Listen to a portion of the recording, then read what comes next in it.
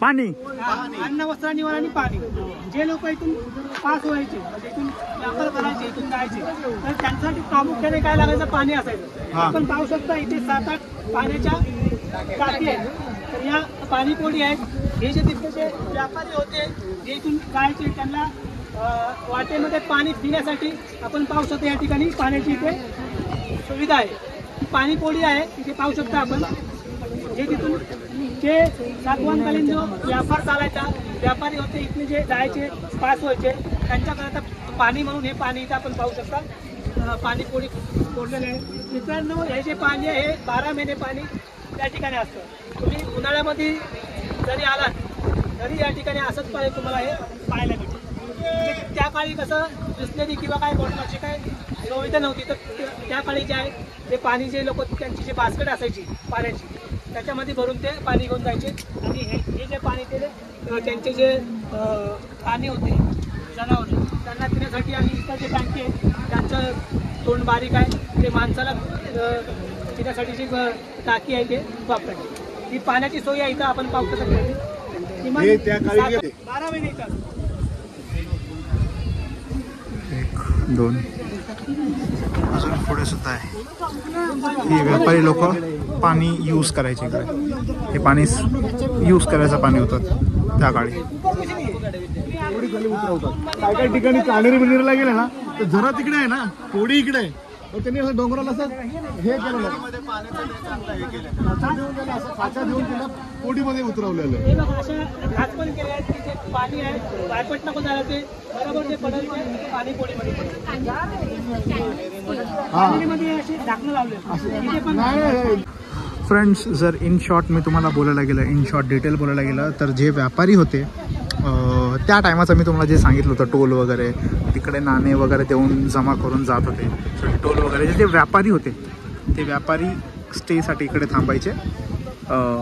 सातवाहन राजेंचे जे व्यापारी होते ते व्यापारी इकडे थांबायचे आणि त्यांना पिण्यासाठी त्यांची जानवरं वगैरे काय असायचे त्यांना पाणी पिण्यासाठी किंवा त्यांना पिण्यासाठी हे असे 7 इकडे पाणी जमा व्हायचं.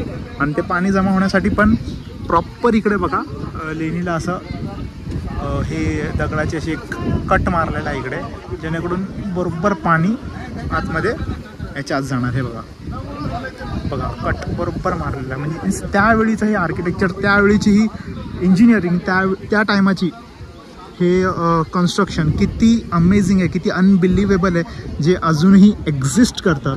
So this is history. आणि हे बघा लिटरली तुम्ही बघू शकता लाईक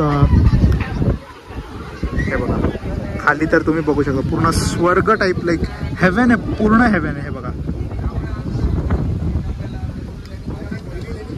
मी झूम करतो, पूर्ण हेवन आहे. खालून सगळं ट्रेक करून डायरेक्ट खाली रोड आहे आणि पूर्ण त्या ढगांच्या क्लाउड्समधून ट्रेकिंग चालू होणार. ते क्लाउड्समधून ट्रेक करायचं, लाईक किती अमेझिंग आहे. हा आमचा हिरो इकडं उभा आहे. काय बघतोय काय माहिती, काय बघतोय?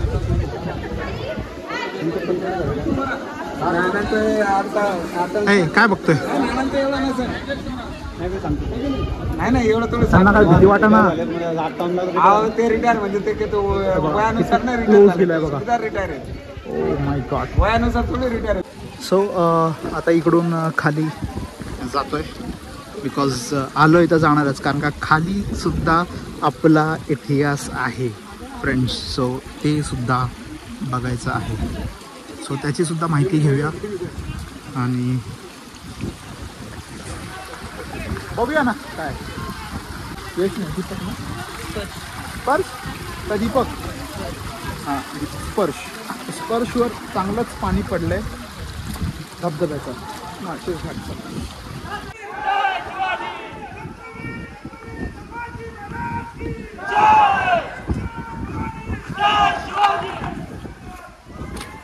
बघा इकडं मस्त आहे धबधबा.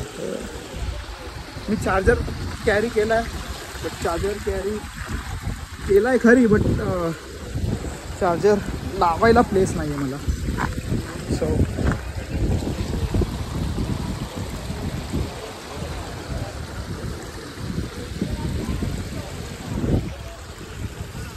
इकडे खाली 10 मिनिटाची ट्रेक आहे टोटल. मी एवढा आता काही कवर करणार नाही, मी थोडं चार्जिंग सेव्ह करतो. Natural water, natural water, natural water.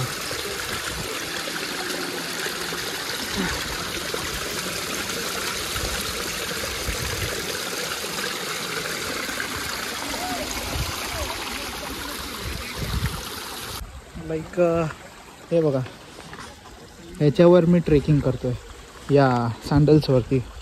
नाही तर काय कायांचं असं आहे की ट्रेकिंग शूज नाही आहे प्रॉपर, तर ट्रेकिंगला जायचं नाही. फ्रेंड्स इज लाईक ज्याला यायचं आहे ना तो कसा पण येतो, आणि ज्याला जायचं आहे ना तो काही कारण नसताना पण निघून जातो. सो आपल्याला यायचं होतं, आपण आलो बिना कसलं रिझन देता. ओके फ्रेंड्स, हे जे स्टेअर्स बघतोय आपण, हे स्टेअर्स जे आहे दगडांचे, हे काय आत्ता लोकांना चढण्यासाठी वरपर्यंत असं लोकांना चढायचं आहे म्हणून नाही लावलेत. इकडं आत्ताच्या लोकांनी, हे पूर्वीच्या लोकांनी लावलेले आहेत. त्यावेळेचे स्टेअर्स आहेत अजून पण, हे दगडाचे स्टेअर्स, हे चढून जायचे लोक. ह्याच्यात काही चेंजेस नाही झालेले आहेत, हे असेच आहेत. हा रोड, हा वे असाच आहे. ओके, आणि हे बघा फ्रेंड्स, एक दाखवतो तुम्हाला. हे बघा,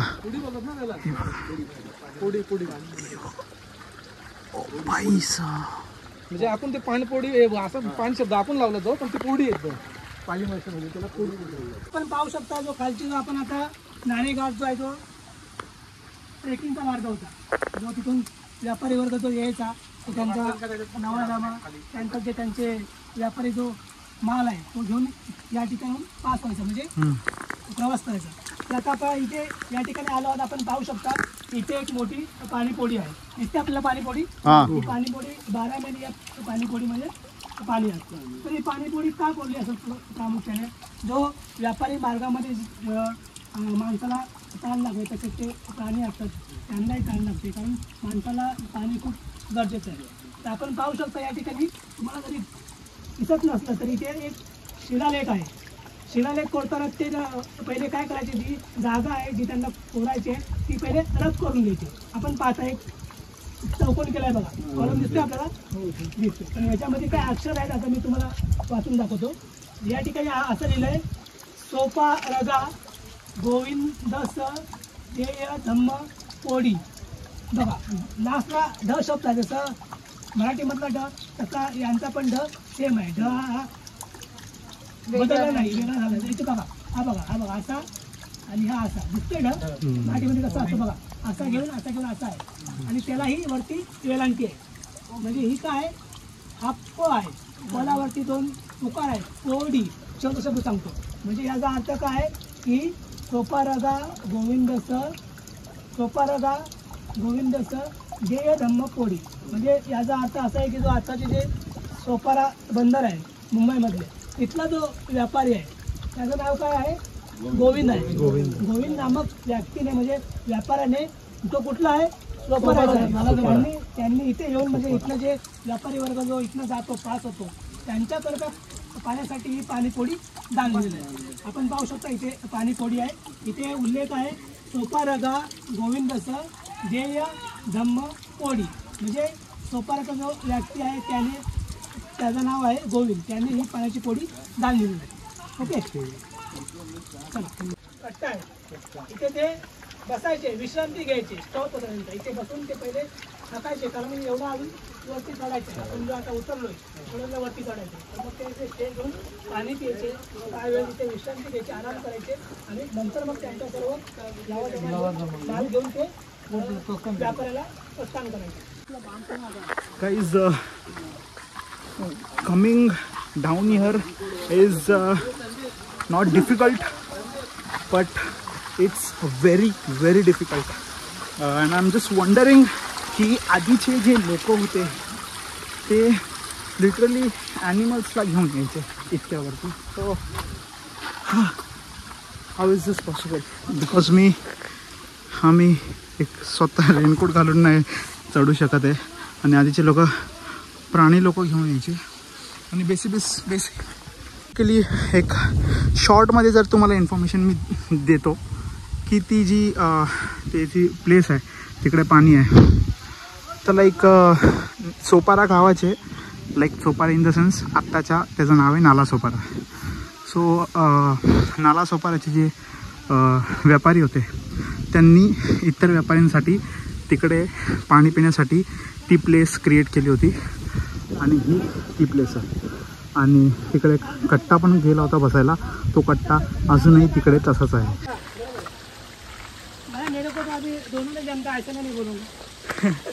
मी जमाना पडेगा.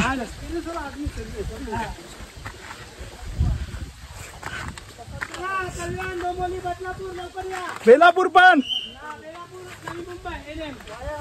NMMC. ओके.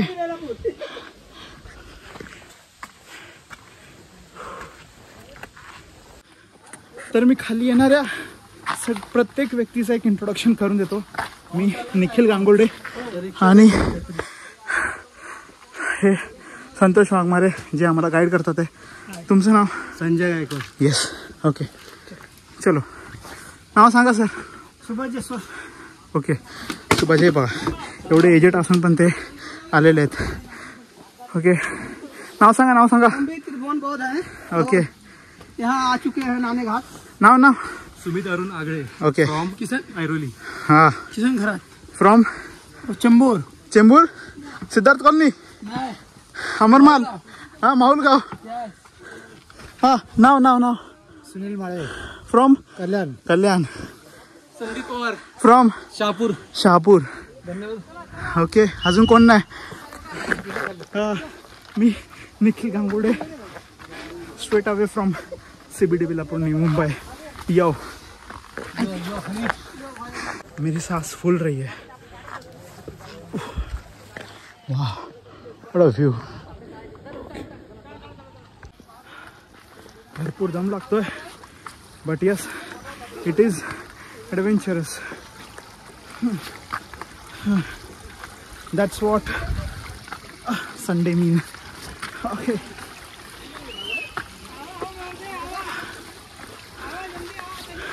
एक्साइटमेंट इतकी आहे की दम लागतोय, पाय दुखतात आहे बट चढू वाटतंय. येस गाईस फायनली. हां अरे यार अजून आहे. मला वाटलं हे आलं. ओके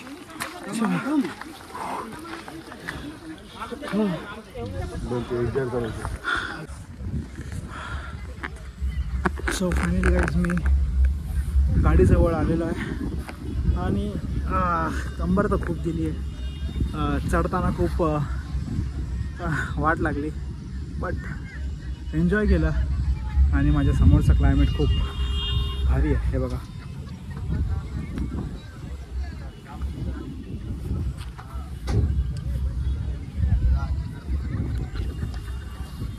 सो 2% बॅटरी आहे फक्त. सो आता फटाफट पहिला गाडीत चार्जर लावायला भेटलं तर ठीक आहे, नाही तर हा ब्लॉग एंड करावा लागेल. चलो. ह्या क्लायमेटमध्ये ह्याची जी व्हॅल्यू आहे ना ती मला विचारा. मॅगी गरमागरम मॅगी वाफ निघते.